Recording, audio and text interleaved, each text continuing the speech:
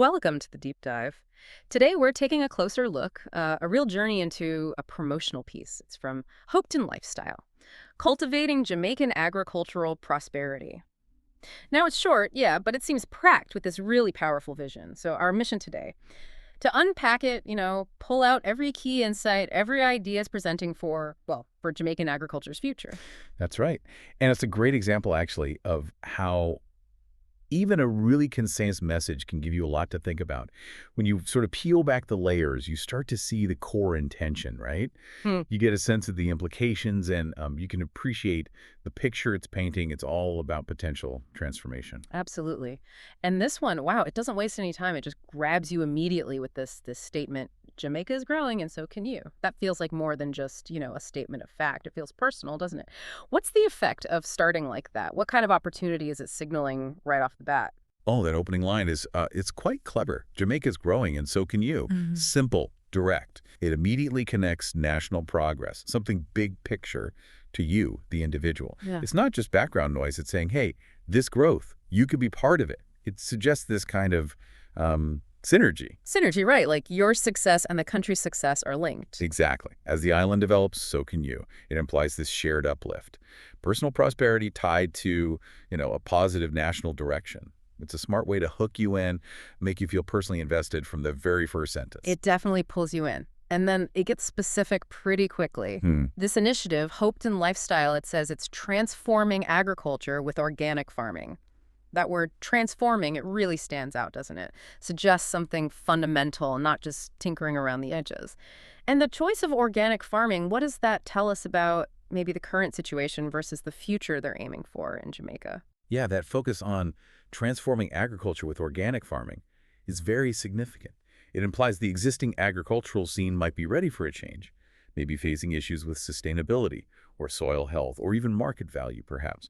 And picking organic farming specifically, well, that's not just about how you grow things. It's often about a whole philosophy. A philosophy. How so? Well, it usually signals a commitment to, environmental care, biodiversity, healthier food, without all the synthetic stuff. Yeah. If you connect that back to the bigger idea, cultivating Jamaican agricultural prosperity, it points to a real foundational shift, moving towards practices that aren't just good for the environment, but maybe more resilient, too. Hmm. Offering long-term benefits for the land and the people.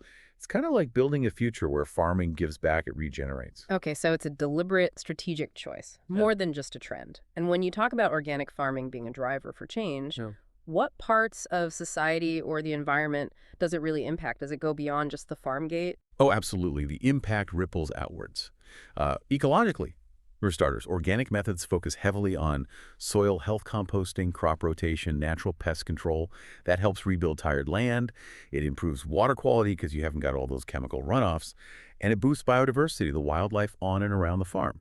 So for Jamaica, maybe that means healthier reefs if fewer chemicals wash into the sea. That protects fishing, tourism, everything. Okay, that makes sense environmentally. What about economically? Economically, well, organic stuff often fetches a better price, right? In local markets, maybe export markets too. People see it as higher quality, healthier. So that better price means more income for farmers, shifting the focus from just producing loads to producing quality, sustainable food. And socially, it often supports more local food systems. Think farmers markets, direct sales.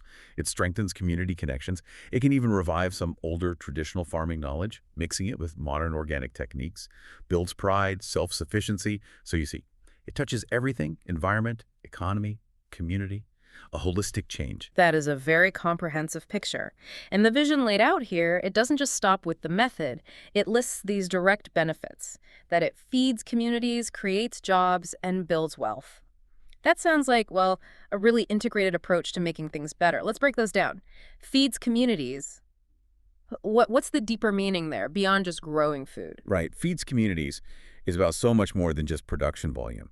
For a place like Jamaica, which has this amazing food culture but also deals with importing food, it speaks directly to food security, to sovereignty even.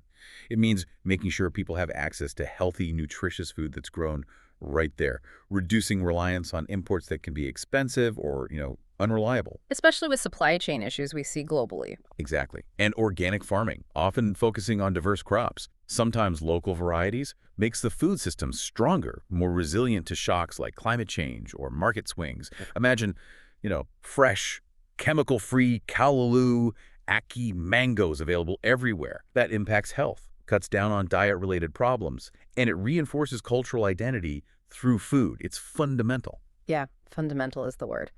And the next one creates jobs that really hits home when thinking about community prosperity. When we talk about transforming agriculture this way, what kind of jobs are we actually talking about? It can't just be planting and picking, surely. Oh, not at all. Think broader. Think of it as a whole ecosystem of work. Yes, you have the direct farm work, cultivation, harvesting, and even that becomes more skilled with organic techniques like managing compost precisely or using natural pest controls. But then there's everything around it. You need people for producing seeds, running nurseries, people making organic fertilizers, pest deterrents, then processing, turning the fresh produce into jams, sauces, dried fruits, teas, Yeah. value-added products, Value added, right. and then packaging, transport, logistics to get these organic goods to market locally or maybe even overseas.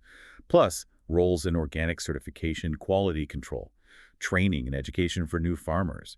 You can even have agritourism where people visit the farms. So it's diverse. It builds skills, fosters entrepreneurs, creates stable green jobs, real capacity building. That's a really powerful picture of empowering people locally.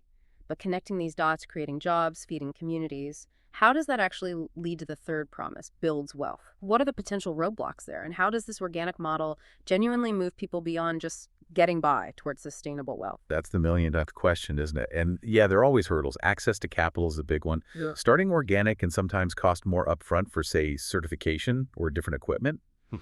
Education is key too, both for farmers to learn the methods and for consumers to understand why organic is worth maybe paying a bit more for. You need that demand.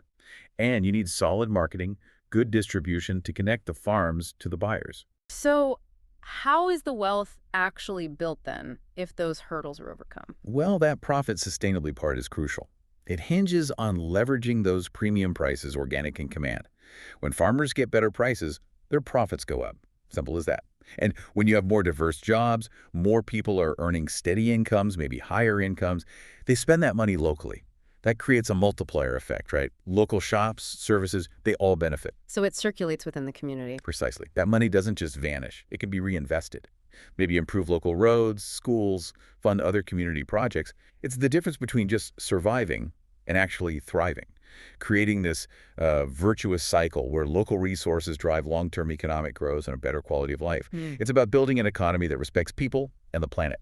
Sustainable, equitable prosperity. It really does sound like a complete system they're proposing, considering the environment, the economy, the community, and it all builds up to this very confident declaration. Agriculture is the next big thing, don't get left behind. That's quite a statement. Framing farming not just as important, but as this huge, unmissable opportunity.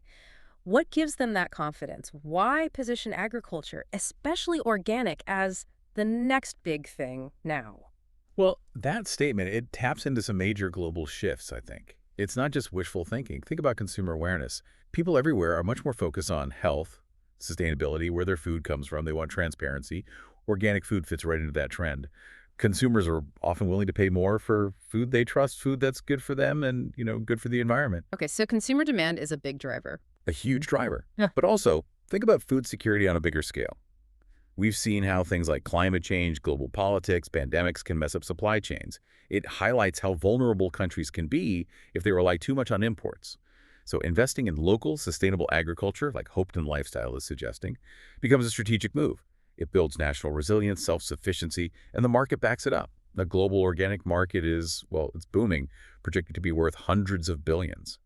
So this vision sees agriculture not as some old-fashioned sector, but as dynamic, innovative, ready for growth, where investing means, like they say, investing in the future of food and profit sustainably. It's catching a wave. Invest in the future of food and profit sustainably. That really does tie it all together, doesn't it? It's not just about doing good. It's presented as a solid business case, and that's combined with that direct invitation. Join us today and be part of the movement. That's a powerful mix, community action and financial benefit. It's very effective. Yes, that blend is key. Join a movement appeals to that desire to be part of something bigger, something positive for Jamaica, a shared purpose. But then profit sustainably speaks to the practical side. It reassures people this isn't just charity. It's designed to be economically sound, successful long-term. So you get the financial return and you get the satisfaction of contributing to something meaningful, a healthier, wealthier Jamaica. It hits both the head and the heart. What an interesting look at just a short piece of text. We've really dug into this vision from Hopeton Lifestyle. We've seen their focus on transforming agriculture with organic methods and how that aims to, feed communities, create those diverse jobs, and build wealth sustainably in Jamaica. It's a picture of holistic progress. And we've explored why they might be so bold as to call agriculture the next big thing, framing it as this critical opportunity blending community good with smart investment. Absolutely. And this deep dive, even from such a concise source, it really does underline the power of having a clear vision, especially one grounded in sustainability. It kind of makes you wonder, doesn't it? How could a similar focus on sustainable organic practices maybe transform other local economies, not just in Jamaica? What kind of ripple effects could that create elsewhere for local empowerment, environmental health, food security, maybe even beyond farming into other resource-based sectors? It's a powerful model to think about for, well, for a more sustainable global future. Definitely some powerful questions to leave us with. Thanks so much for joining us on this deep dive today. Keep thinking critically, and we will catch you next time.